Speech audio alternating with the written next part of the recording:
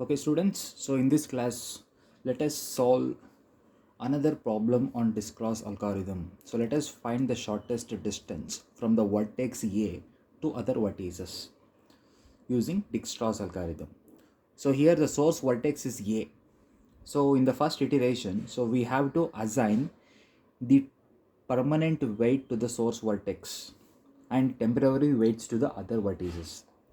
In the first iteration, we will allocate 0 to the source vertex and infinity to other vertices. So now we allocated permanent and temporary weights to this graph. Along with this, let us write the weight matrix of the given graph. So let us write the first iteration values in the weight matrix as the first row. See, among these values, among 0 and infinity, 0 is the minimum one. So let us choose that as the allocation for the source vertex. And that corresponds to the vertex A. So let us write A here. Now for the second iteration, so let us block the vertex A. Now look at the adjacent vertices to the vertex A. So we have B as well as C. So let us do the allocation now. So here 0 plus 1 is 1 and we have 0 plus 3 is 3. See here in the second iteration we allocated 1 to C and 3 to B. So let us write that as the second row. And uh, for the vertex D and E, the infinity will carry to the second iteration also.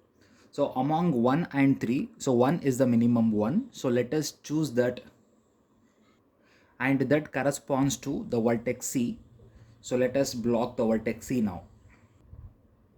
And look at the unblocked adjacent vertices to the vertex C.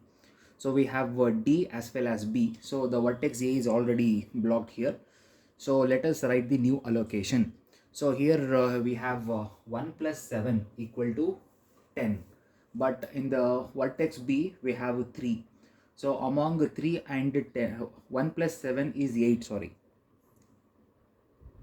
Among 8 and 3, 3 is the minimum one. So let us do the minimum allocation. So later for 1 plus 2 is 3. So let us allocate 3 here. So in the third iteration, so we allocated 3 to the vertex D and 3 to the vertex B. So infinity will carry for the vertex E, and among 3, so we can choose any one here. Let us choose the 3 which corresponds to B, and let us block the matrix B. Okay, so now let us block the matrix B. Now look at the vertices which are adjacent to B. In fact, we look at the unblocked vertices which are adjacent to B. So we have A and C which are blocked already. So let us consider D and E. So here we have 3 plus 1 is 4. So let us allocate 4 to the vertex E. And we have 3 plus 5 is 8, but we allocated 3 already. So among 3 and 8, 3 is the minimum one. So let us leave it as it is. So in this iteration, we allocated 4 to the vertex E and 3 to the vertex D. Among these two, 3 is the minimum one, and that corresponds to the vertex D. So let us block D in the next iteration. So in this iteration, so we have 3 plus 7 is 10, but we allocated 4 to the vertex E. Among 4 and 10, 4 is the minimum one, so leave that as it is. And that is the only possibility because all other vertices are blocked here. So let us allocate 4 in this iteration. Let us allocate 4 to the vertex E, and that corresponds to the vertex E.